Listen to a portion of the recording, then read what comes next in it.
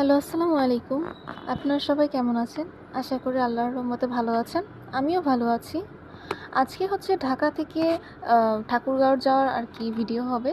এই যাত্রার সাথে কেমন লাগলো ছোট, ছোট ক্লিপ আপনাদের সাথে শেয়ার করতেছি।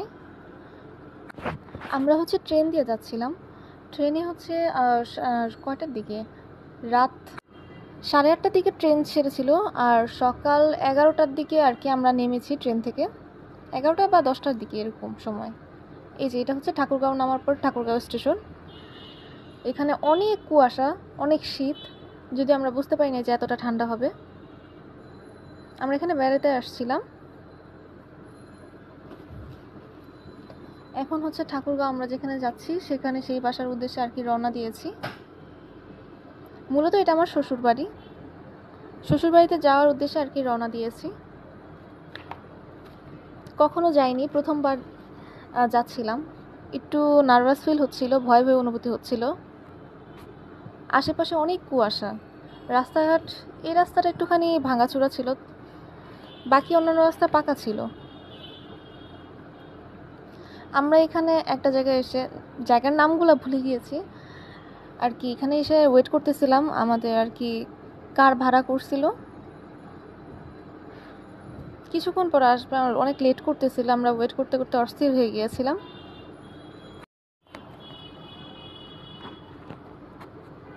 এই যে আমাদের গাড়ি এসে পড়েছিল।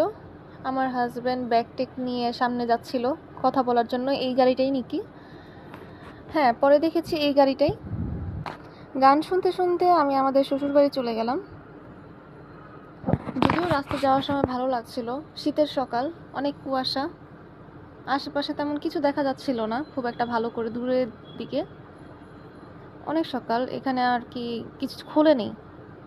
আমরা ট্রেন থেকে নেমেছিলাম 8টা 9টার দিকে, 8টার দিকে, আর গাড়ি আসতে আসতে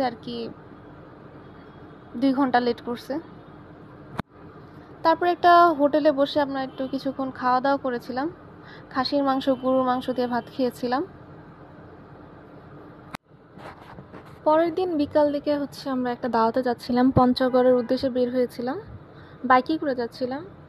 আর এখানকার গ্রামের দৃশ্যগুলো খুবই সুন্দর। এক কথায় বলতে গেলে চারিদিকে গাছপালা, বিভিন্ন ধরনের গাছ, বাগান, বিশেষ করে এখানে ক্ষেত বা কৃষিকাজের জিনিসপত্র যেগুলো, মানে আলু গাছ, আখ গাছ, মানে বিভিন্ন ধরনের গাছ দেখা গিয়েছে। বেগুন গাছ, লিচু গাছ, আপেল গাছ, আম গাছ, আরও অনেক ধরনের গাছ। এই যে রাস্তা পুরো ফাঁকা, খালি রাস্তায় বাইক দিয়ে চলতে অনেক মজা লাগে। আজকের পরিবেশটা অনেক ভালো লাগছিল। এই যে সব এখানে হচ্ছে ধানের ক্ষেত, ধান কেটে কেটে সব উঠিয়ে ফেলেছিল, জাস্ট ছোট ছোট পিচি পিচি গাছগুলো রয়ে গিয়েছিল। পঞ্চগড় থেকে আসার সময় রাস্তার ধারে একটা মেলা বসেছিল, সেখানে আবার গিয়েছিলাম। দেখছিলাম বিভিন্ন ধরনের জিনিসপত্র বসেছে মেলায়, সুন্দর সুন্দর জিনিসপত্র।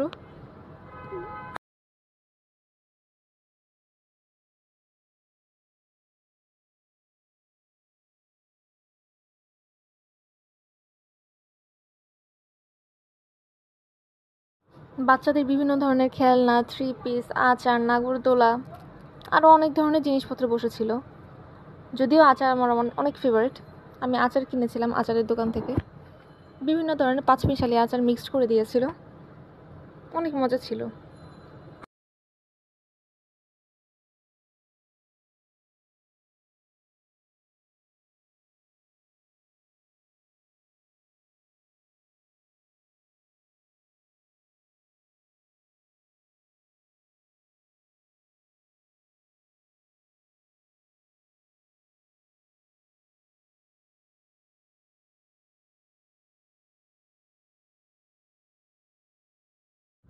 বিভিন্ন ধরনের শীতের কাপড় চোপড়ও বসেছে।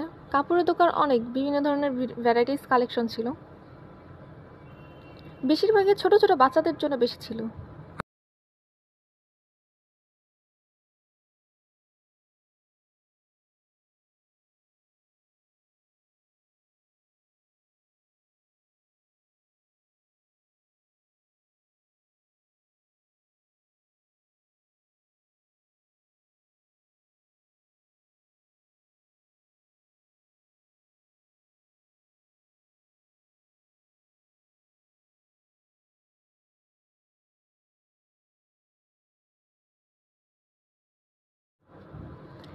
এই সেই নৌকা যা অনেক সুন্দর করে সাজানো হয়েছিল, দেখেই ভালো লাগছিল, তাই আপনাদের জন্য একটু ভিডিও করে নিলাম। জায়গাটা অনেক মানে জাঁকজমকপূর্ণ ছিল। আর ওই যে পিছনের নাগরদোলায় আমরা উঠেছিলাম। এই যে নাগরদোলা ওঠার জন্য আমরা টিকিট কেটে নিয়েছিলাম, জনপ্রতি 30 টাকা করেছিল। আমরা 5 জন ছিলাম, আমি, আমার হাজবেন্ড আর হচ্ছে ভাইয়া, 2 বাচ্চা। উপর থেকে ঘুরে ঘুরে শহরগুলো দেখতে খুব ভালো লাগছিল, পুরা মেলাটা দেখা যাচ্ছিল, অনেক সুন্দর লাগছিল। তাও আবার রাতের বেলা তো, সব জায়গায় লাইট জ্বলছিল, লাইটিং করতেছিল, অনেক সুন্দর লাগছিল। এটা অনেক বড় নাগরদোলা, ওই 4 জন বসে বা 4 সিটের ওরকম নাগরদোলা না, অনেক বড় গোল। আমি তো ভাবছিলাম ওপর থেকে পড়ে যাব, বাট পড়ে যাইনি, শক্ত করে ধরেছিলাম। ভয় লাগেনি, বাট মজা করেছে অনেক।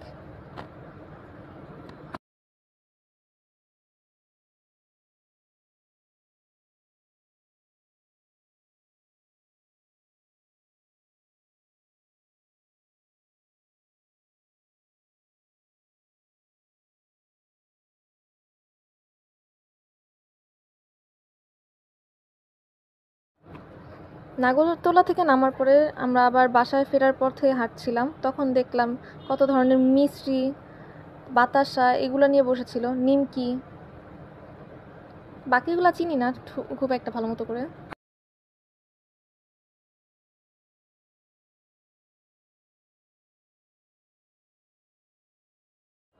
পরবর্তীতে একটা র্যাকেটের দোকান থেকে 2টা র্যাকেট নিয়েছিলাম 2 বাচ্চার জন্য।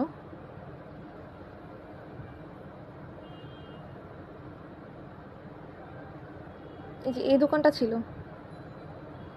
এরপর কেনাকাটা শেষে আচারের দোকানে গিয়ে যে আচার কিনেছিলাম, এই সেই আচারের দোকান যার বিবরণ কিছুক্ষণ আগে দিয়েছিলাম।